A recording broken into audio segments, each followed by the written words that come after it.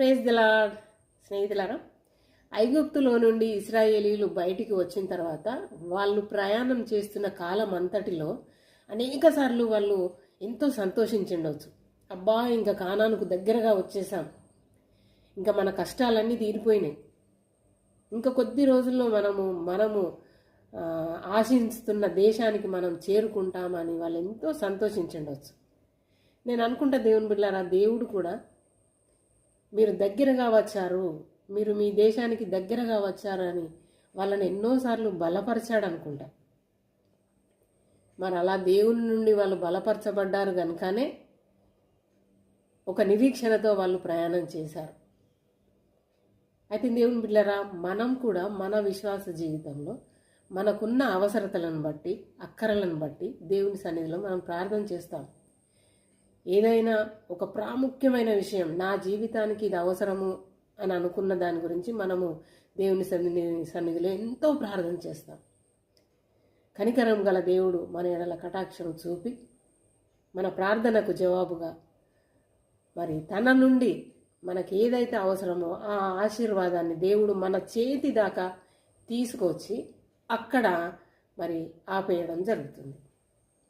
ఇలా చాలాసార్లు మరి చాలామంది విశ్వాసుల్లో ఇలా జరుగుతుంది. మీరు గ్రహించారో లేదో, మీరేదైతే ఆశిస్తున్నారో ఆ ఆశీర్వాదము మీ ముందు దాకా వచ్చి ఆగిపోతుంది, స్టక్అప్ అవుతుంది.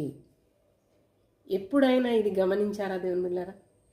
ఆలోచించారా? ఎందుకు నేను ప్రార్థించిన దాన్ని దేవుడు ఇచ్చినట్టే ఇచ్చి ఆపేస్తున్నాడు ఎందుకు అని ఎప్పుడైనా ఆలోచించారా?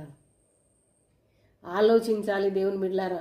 ఎందుకు నేను కోరుకున్నది దేవుడు ఇచ్చినట్టే ఇచ్చి ఆపుతున్నాడు, దీని వెనుక గల కారణం ఏంటి అనేది ఆలోచించి మరి మీకు ఏ జవాబు దొరక్కపోతే దేవుణ్ణి అడగాలి. దేవా, నేను ఆశించింది నాకు ఇచ్చినట్టే ఇచ్చి మీరు ఆపుతున్నారు ఎందుకు?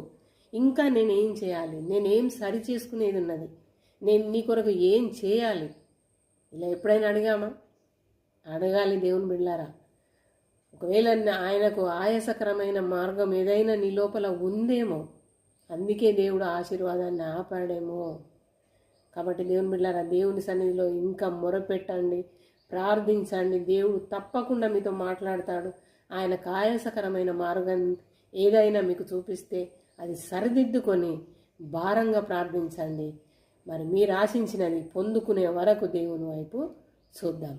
అలాంటి కృపలో దేవుడు మనల్ని నడిపించునుగాక. ఆమేన్, ఆమేన్, ఆమేన్.